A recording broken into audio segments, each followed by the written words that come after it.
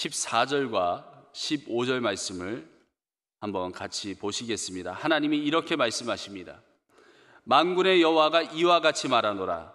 너희 조상들이 나를 경노하게 하였을 때에 내가 그들에게 재앙을 내리기로 뜻하고 뉘우치지 아니하였으나 이제 내가 다시 예루살렘과 유다 족속에게 은혜를 베풀기로 뜻하였나니 너희는 두려워하지 말지니라. 아멘. 여기 보시면 너희 조상들이 나를 경노하게 하였을 때에 내가 그들에게 재앙을 내리기로 뜻하고 라고 나와 있습니다. 여호와 하나님은 유일하신 하나님이십니다. 세상에 둘이나 그 이상의 존재가 있지 않습니다.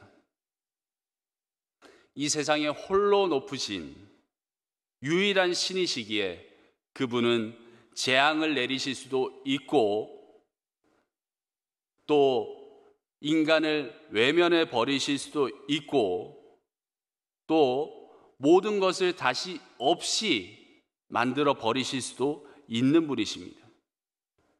하나님은 그러셔도 됩니다. 유일하신 신이시기 때문에.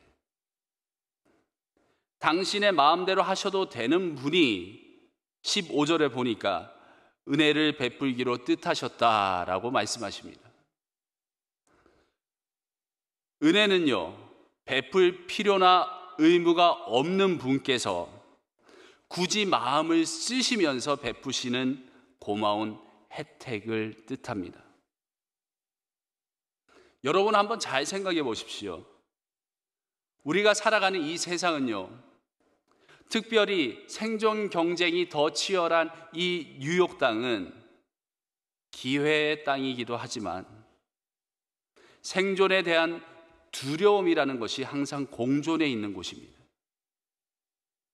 특히나 믿음이 없는 이들은 그 두려움이 상상을 초월합니다. 스가랴 선지자 당시에 이 사회를 한번 떠올려 보시기 바랍니다. 포로에서 풀려났습니다. 포로에서 풀려났다는 것은 가지고 있는 것이 아무것도 없다는 것입니다. 본디 살던 땅은 황폐해져서 농사를 짓기도 힘들어졌습니다. 그러다 보니 경제가 돌아가지 않습니다. 펼쳐진 사회적 기반이 없다 보니까 다양한 직업이 있는 것도 아닙니다. 당장 오늘 먹을 것을 구해야 했기 때문에 생존을 위한 생활에만 집중합니다. 사람들끼리 더 확보하려고, 자기네들 거 더 확보하려고 아웅다웅 그렇게도 처절하게 두려움에서 벗어나려고 애를 쓰면서 생존 경쟁을 하고 있습니다. 서로에 대한 존중이고 뭐고 당장 살아야 한단 말입니다. 이런 그들에게, 이런 우리에게 사랑의 하나님이 말씀하십니다. 내가 너희에게 은혜 베풀기로 작정하였다. 뭐 하지 말라고요? 두려워하지 말라. 그렇게도 열내고 타인을 향한 사랑을 상실한 아들아 딸아, 제발 두려워하지 말아라. 오늘도 이런저런 이유로 온갖 걱정들과 두려움 가득 담고 계십니까? 여호와 하나님의 이 말씀을 들으십시오. 두려워 말라. 내가 너에게 은혜를 베풀겠다. 할렐루야. 아멘. 이어지는 16절과 17절에 이렇게 나와 있습니다. 이웃과 더불어 진리를 말하며 서로 해하기를 도모하지 말며 라고 말씀하십니다. 두려움에 대해서 말씀드렸죠. 손해볼 것이라는 두려움, 우습게 될 것이라는 두려움, 생존이 불가능할 것 같다는 벌벌 떠는 그런 두려움, 그 모든 것들은 하나님 당신이 해결하실 것을 믿습니다 하는 믿음에서 그 믿음 앞에서 완전히 산산이 조각날 것입니다. 전능하신 하나님이 우리를 사랑하신다는 이 사실은, 그 사실을 믿는 이들은 인생의 태도가 분명히 다릅니다. 19절에 나오는 기쁨의 금식이 그렇습니다. 19절부터 보시면 여러 종류의 금식들이 나와 있습니다. 금식을 하는 이유가 무엇입니까? 이 모든 것들, 내 앞에 놓여진 이 모든 것들, 바로 당신 여호와 하나님이 돌파하게 하실 것이라는 믿음의 고백이지 않습니까? 그렇기 때문에 우리가 금식을 하면서 주님 앞에 매달리는 것이지 않습니까? 우리가 하나님이 하신다는 믿음 가지고 기쁨으로 살아갈 때에 하나님의 일하심을 보게 됩니다. 때로는 하나님의 사인이 우리 생각과 정말 다르게 느껴질 때가 있습니다. 내 보기에는 분명히 오른쪽으로 가야 할 것 같은데, 저쪽으로 가야 할 것 같은데, 말씀을 보니 하나님은 꼭 내가 생각하는 것과 반대로 가라고 말씀하시는 것 같습니다. 지금은 내가 생존에 더 매달리며 달려가야 할 것 같은데, 필요한 것들이 이만큼이나 있는데 하나님은 말씀 들으러 나오라고 내 마음을 쿡쿡 찌르시지 않습니까? 예배의 자리로 나오라고 그렇게 말씀하시지 않습니까? 나와서 말씀 듣고 내 마음 알고 너의 그 인생길 나와 같이 가자라고 말씀하시지 않으십니까?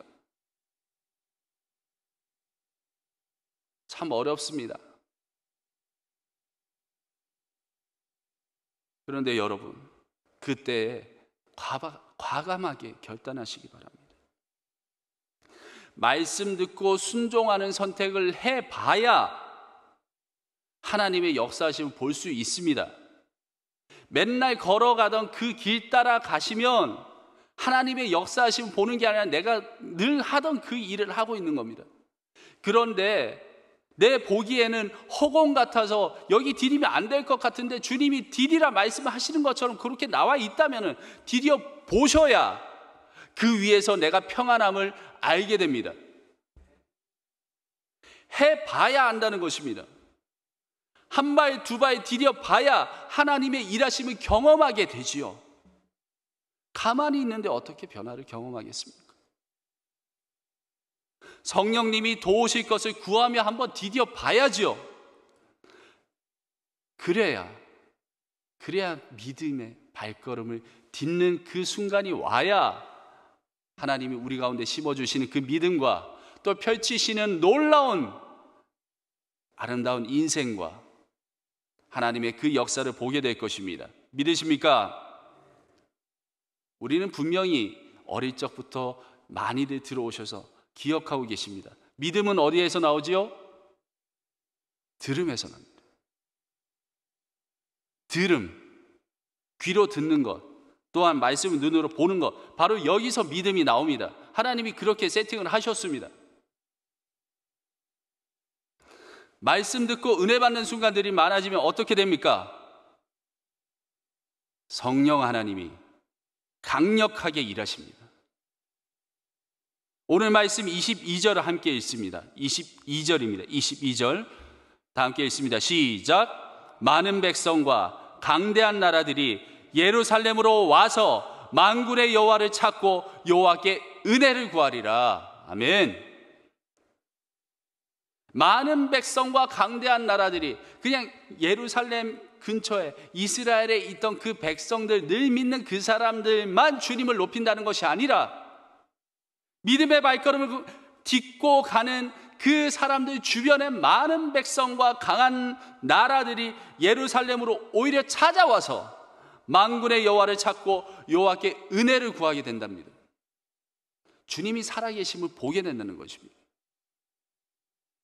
말씀 듣고 은혜 받는 일들이 많아지고 그게 내 삶의 선택으로 이어질 때에 많은 백성과 강대한 나라들이 만군의 여호와를 찾게 됩니다. 여호와께 은혜를 구하게 됩니다. 아멘. 온갖 걱정과 두려움 생각들을 다 내려놓고 말씀 앞으로 가셔야 됩니다. 그럴 때에 성령 하나님이 여러분의 마음을 주장하십니다. 성령 하나님이 여러분의 인생을 주관하십니다. 특별히 예배 자리에 더 많이 나오십시오. 찾아오십시오. 이만큼 좋은 믿음의 성장이 있는 자리가 어디 있습니까? 이 자리에 앉기만 하면요, 하나님이 설교자를 통해서 그 달고 오묘한 말씀을 여러분의 귀에 넣어주십니다. 믿음은 들음에서 난다고 했습니다. 듣고 믿게 되면 두려움이 떠나갑니다. 듣고 믿게 되면 기쁨으로 기도합니다. 그 사람이 예배하게 됩니다. 삶이 변화됩니다.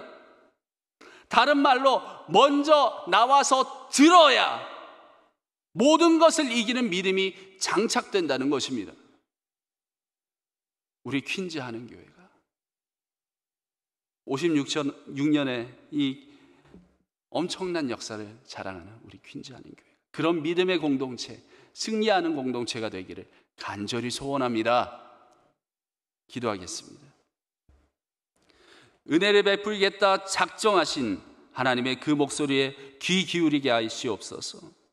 날마다 죄성을 따라 두려움에 휩쓸려 발버둥치고 살아가지만 하나님의 말씀을 들음으로 우리 가운데 있는 이 모든 두려움 벗어버리고 기쁨의 삶을 살아갈 수 있도록 우리를 인도하여 주시옵소서. 말씀 앞으로 초대하시는 하나님의 부르심을 외면하지 말게 하시고 거대한 폭포처럼 부어주실 하나님의 은혜를 경험하게 하여 주시옵소서. 예수 그리스도의 이름으로 기도합니다. 아멘.